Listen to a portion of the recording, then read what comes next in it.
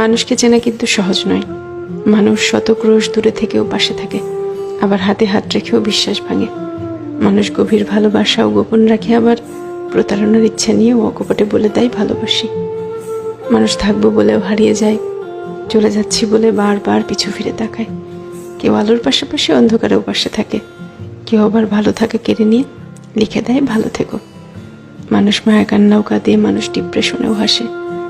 এই জন্য মানুষকে চেনা কঠিন, সত্যি কঠিন বটে।